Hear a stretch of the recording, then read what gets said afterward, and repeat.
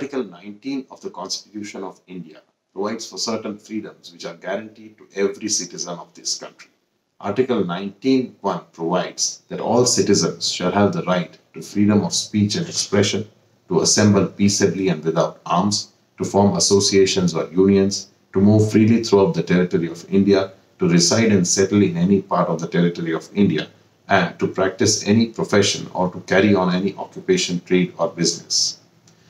Article 19(2) to 6 lays down the object and purpose for which a reasonable restriction can be imposed on the rights guaranteed under Article 19(1).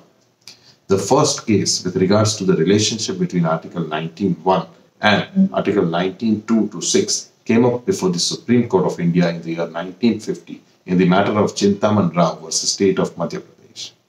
The Central Province and Bearer Regulation of Manufacture of Beedis Agricultural Purpose Act 1948, which was passed in the year 1948, was the law in force in the state of Madhya Pradesh at the time of commencement of the Constitution. Section 4 of the Act provided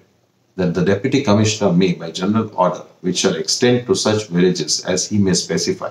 prohibit the manufacture of beedis during the agricultural season. No person residing in a village specified in such order shall during the agricultural season engage himself in the manufacture of beedis, and no manufacturer shall during the said season employ any person for the manufacture of beads. On 13/6/1950, an order was issued by the Deputy Commissioner under the provisions of the Act forbidding all persons residing in certain villages from engaging in the manufacture of beedis. So petitions were filed before the Supreme Court, challenging the said section and the order as being violative of Article 19(1)(g) of the Constitution. Article 19(1)(g) provides that all citizens shall have the right to practice any profession or to carry on any occupation, trade or business. Article 19(6), which provides for restrictions which can be imposed on this right, provides that nothing in subclause G of the said clause shall affect the operation of any existing law insofar as it imposes or prevents the state from making any law imposing, in the interest of the general public,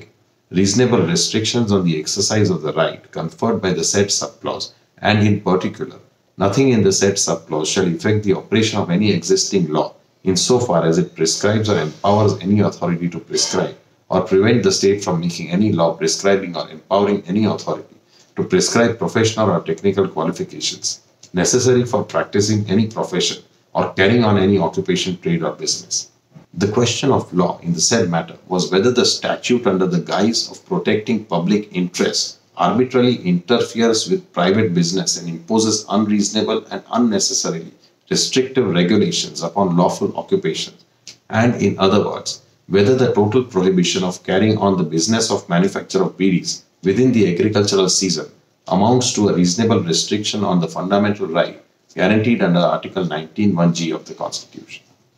The Supreme Court held that unless it is shown that there is a reasonable relation to the provision of the Act to the purpose in view, the right to freedom of occupation and business cannot be curtailed by it. The phrase reasonable restriction provides that the limitation imposed on a person in enjoyment of the right should not be arbitrary or of an excessive nature, beyond what is required in the interest of the public.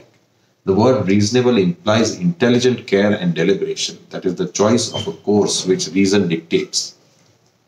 Legislation which arbitrarily or excessively invades the right cannot be said to contain the quality of reasonableness, and unless it strikes a proper balance between the freedom guaranteed in Article 19(1)(g) and the social control permitted by Clause 6 of Article 19, it must be held to be unreasonable. So the statute in question prohibits any person from engaging in the manufacture of beedi, even if he is not capable of doing agricultural work. So therefore, a woman, an infirm person, a disabled person who is not required to conduct agricultural work is also prohibited to engage himself in the manufacture of beedis. And therefore, the Supreme Court held that such an absolute prohibition violates Article 19(1)(g) and does not stand the test of reasonable restriction.